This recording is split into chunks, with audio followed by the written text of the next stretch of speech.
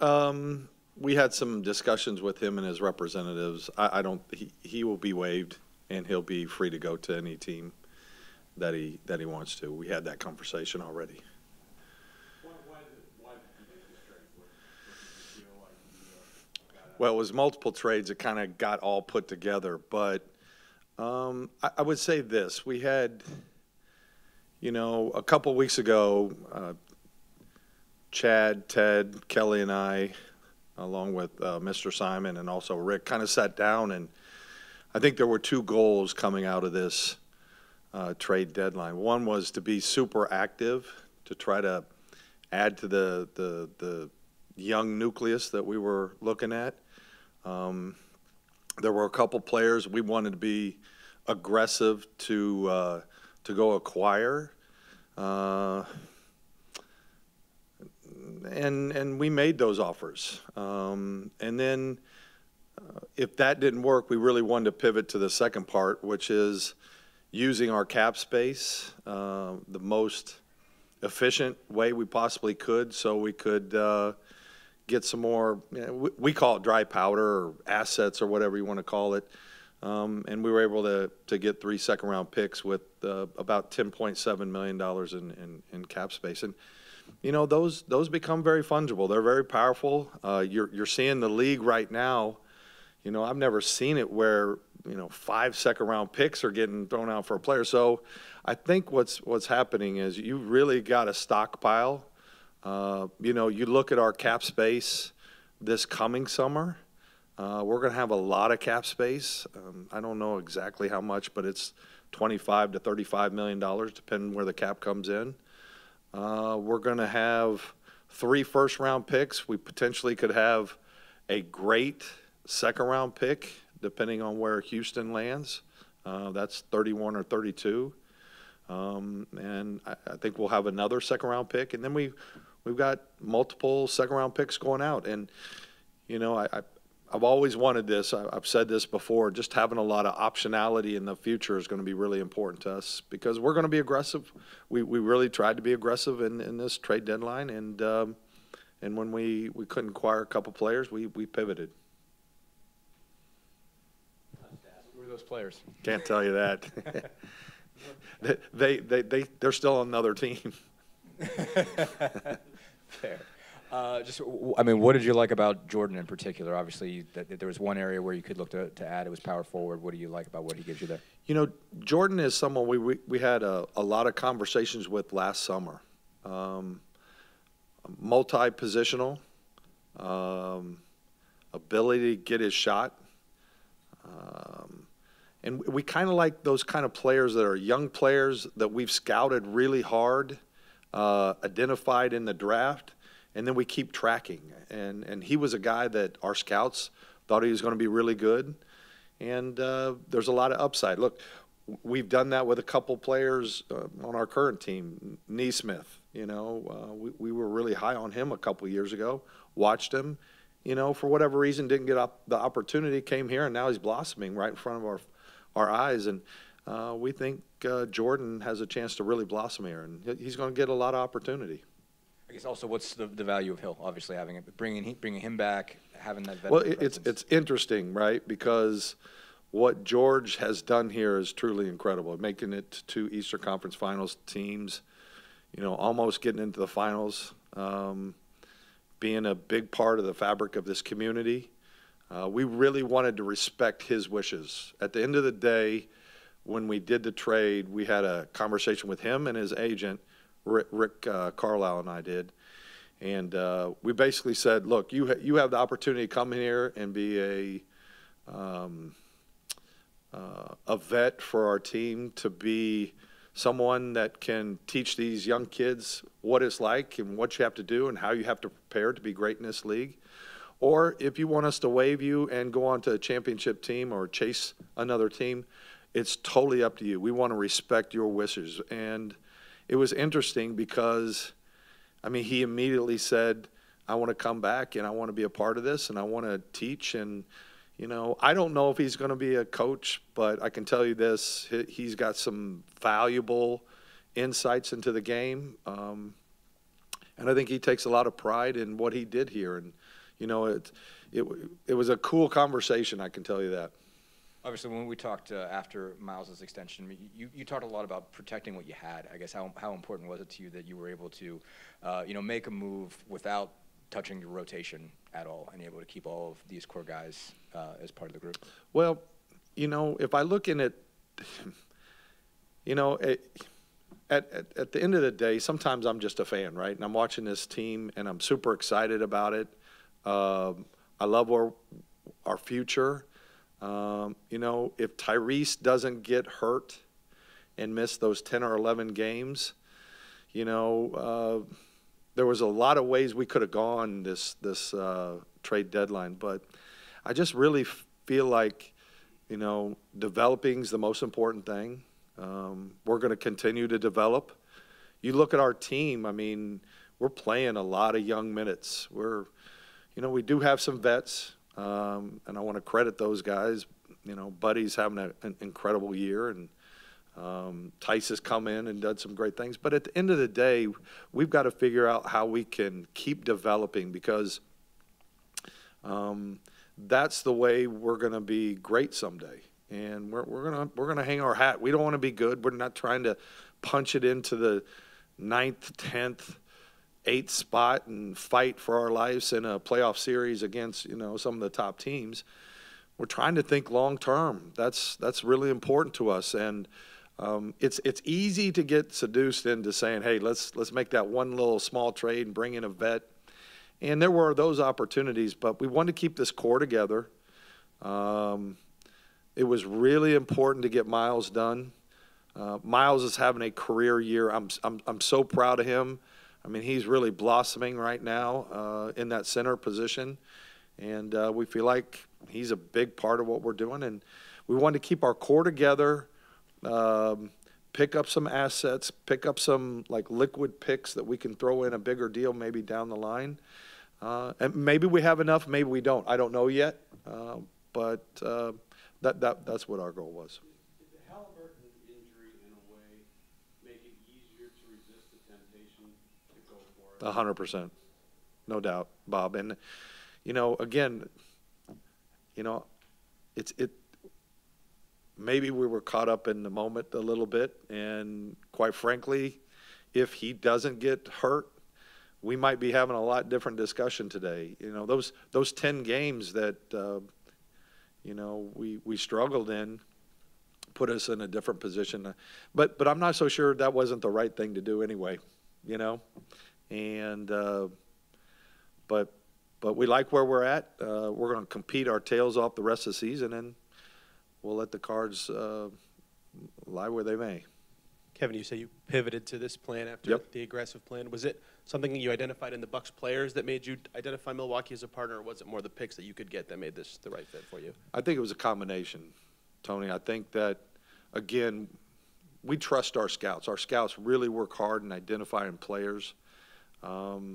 We keep tracking them when they're on their prospective NBA teams, and when there's an opportunity to get them and pick up an asset, that's a good thing for us. We like doing those.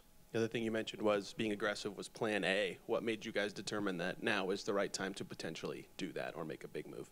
I think it again comes to the fact that identifying players that fit with this core, whether positionally or talent or character or all the above, we try to identify those guys a couple weeks before.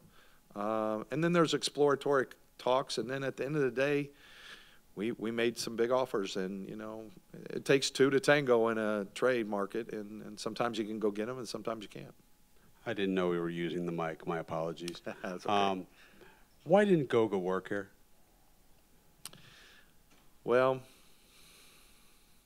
I think it's partly my fault in the fact that for some reason a lot of centers were given to us and part of packages, and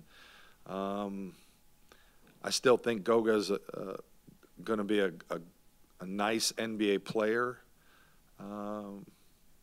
I felt like early on he was a worker, but he was kind of learning, and I thought this year he worked as hard as he's ever worked. So I'm hopeful.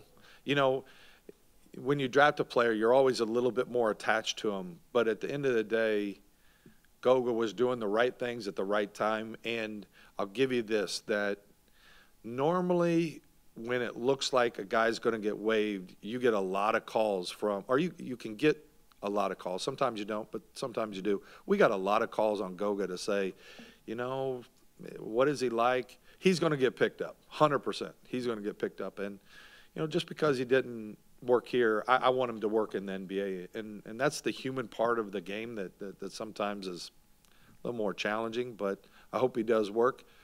And I think it was a little bit that he didn't get the opportunity that he maybe should have.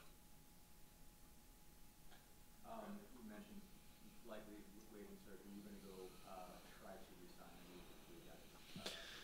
resign? I would guess that we'll look at that. You know, some guys I can't comment until the guys clear waivers, but I'd be open to that for sure. I mean, when more of that, the fourth part, I guess, or part of a four-person deal, and obviously that trade was kind of started rolling. We saw it came out on the night before. When did they loop you in? I guess, did they loop you in, or did you guys say, I see where this is going? Are you talking about Milwaukee? With Milwaukee, yeah. Okay. I mean, did you guys say, I see where this is going, I want to be a part of this? I mean, how do you guys put yourself in there? I think what had happened is, I'm trying to recount exactly, but Ted, Chad, and Kelly are making a lot of calls during the trade deadline, and they're finding out kind of what's going on, because from a capology standpoint, you can be a little bit more creative, and if you can find out what's out there. And we kind of found out that there were some trades going on, and if we could get involved, and it's just exploratory talks, and it happens, believe it or not, Wednesday was the quietest day I'd ever had in ramping up to a trade deadline. Thursday.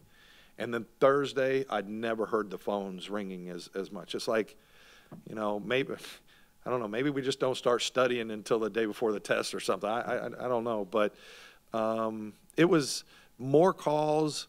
It was frenetic. It was super fun. But, you know, we had some goals, and we wanted to make our offers. And when they, you know, didn't work out, we had to pivot and go to the second part. Kevin, how do you view the logjam at center right now with keeping Miles, but now you have Isaiah, you have Jalen. For these final 26 games, do you need to see more of what they could be part of in the future? You know, we'd like to. I'm very sensitive. I've coached in my life, and you know what happens is when you see 3 or 4 guys that are, you know, they're good players, and they all deserve to play. It's a challenge. Rick has a challenge, but I think there's a way that we can do it where we can develop, but also take advantage of each individual game and trying to maximize that guy's potential in that game. You know, when we're playing a really big team, maybe Tice plays a little bit more. Maybe Miles plays a little bit more. But when it's a faster team, maybe Jalen and Isaiah get in there. But I don't determine minutes. My job is to try to give a vision. You know, Rick and I went to dinner last night, and we talked about, you know, TV, but we also talked about, you know, basketball and kind of where we want to go. And we're going to get our younger players out there, but we also have to hat tip our veterans because they work so hard. And just to, you know, you'd like to have, you know, 12 young players and moving on, but the way it works out with trades and everything, sometimes it's not as balanced. And you just got to work through it. And you got to, you know, we're player-centric here, and we always try to tell our players where we are. And so there'll be those conversations, I'm sure, in the next week or so.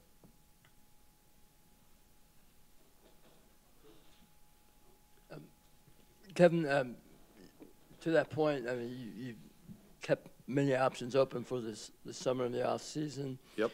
Do you have an idea already of what you would be wanting to do at that point, or what are you looking for at the Are rest of you the meaning season in the draft or from the in free roster? agents? No, Free as far agents. as just As building far your as- roster and altering your roster.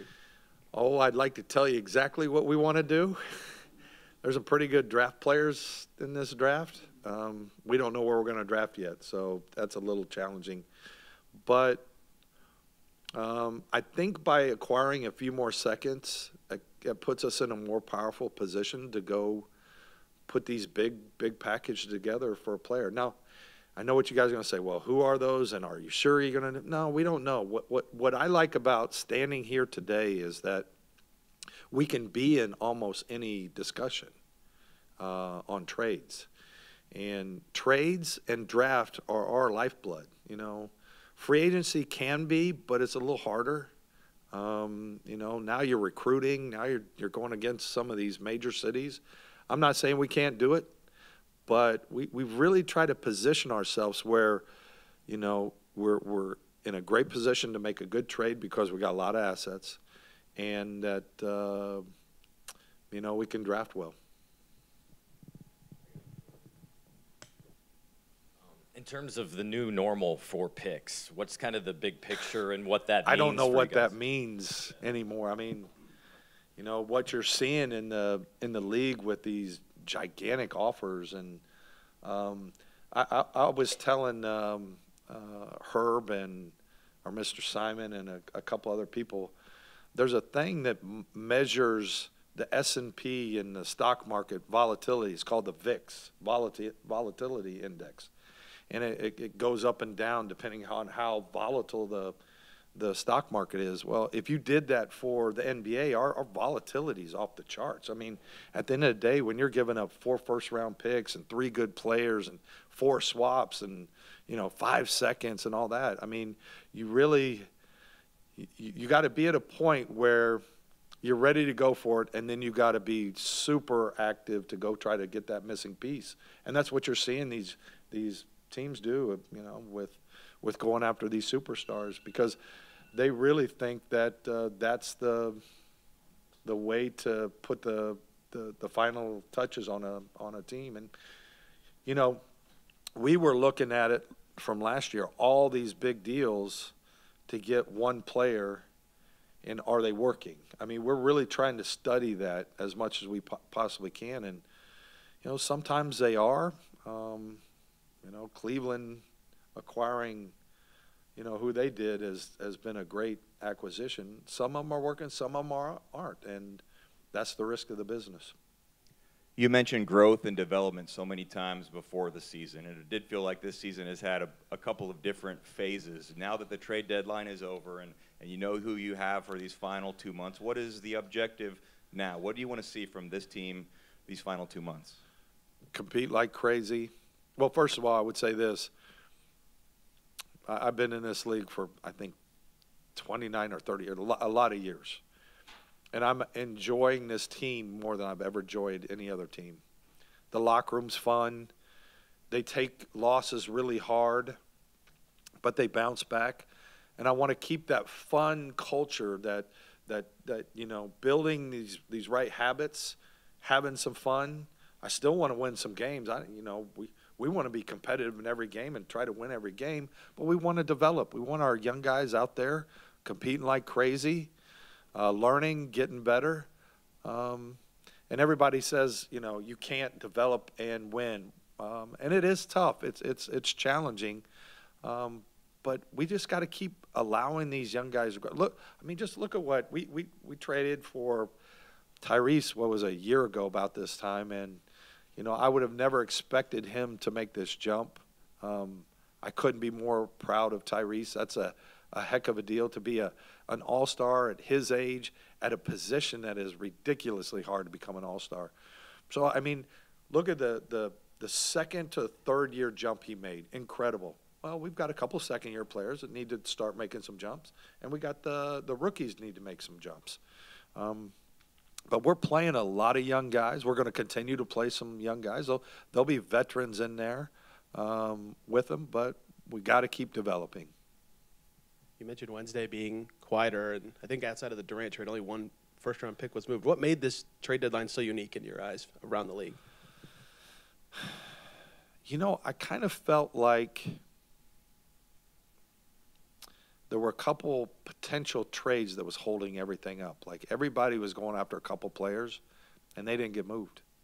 And when that happens, You know, when 15 teams are after those 2 players, that's the focus. And then, so what happens is you get a hard no on that trade potentially, and now you're looking at smaller stuff.